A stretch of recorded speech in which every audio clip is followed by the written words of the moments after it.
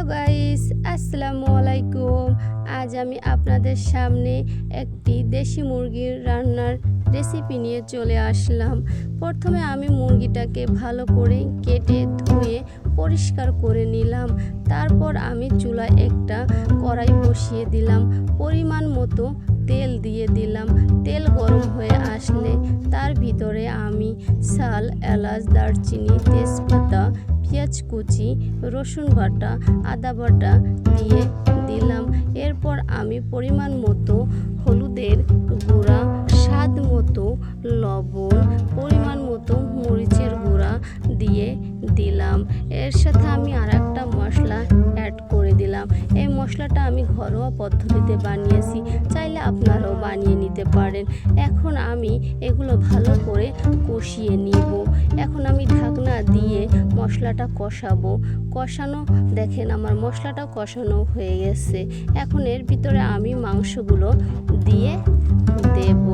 মাংসগুলো দিয়ে দেওয়ার পর আমি ভালো করে মাখিয়ে নিব মশলাটা যাতে মাংসের সাথে মেশে। এজন্য আমি ভালো করে মাংসটা মশলার সাথে মাখিয়ে নিচ্ছি। এই দেখেন কত সুন্দর করে আমি মাখিয়ে নিলাম। এখন আমি ঢাকনা দিয়ে ঢেকে রাখবো। কিছুক্ষণ পর আমি আবারও ঢাকনাটা তুলে ফেললাম। দেখেন তো কত সুন্দর করে আমার মাংসের কালার চলে আসছে। কত সুন্দর করে আমি মশলার সাথে মাংসটা কষিয়ে ফেললাম। এভাবে কে কে রান্না করেন আমাকে জানাবেন। আমি আরও কিছুক্ষণ ধরে মাংসটা কষিয়ে নিব। আবারও ঢাকনা দিয়ে রেখে দিলাম।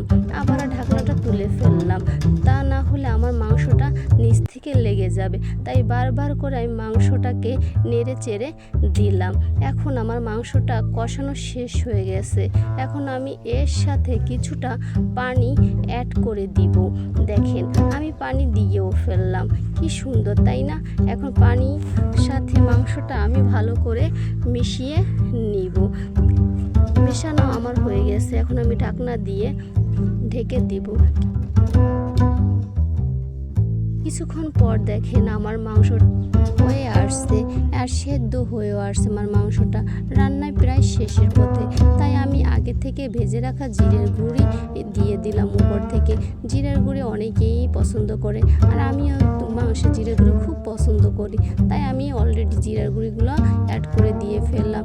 এখন আমি জিরের গুঁড়ি দেওয়ার পরে নেড়ে চেড়ে আবারও সুন্দর করে দিলাম যে সব জায়গায় জিরের গুঁড়িটা মিশবে। তাই দেখেন তো এভরিওয়ান কেমন হয়েছে আমার রান্না, আপনারা আমাকে কমেন্টে জানাবেন। আর আমার রান্না এখানেই শেষ। আসসালামু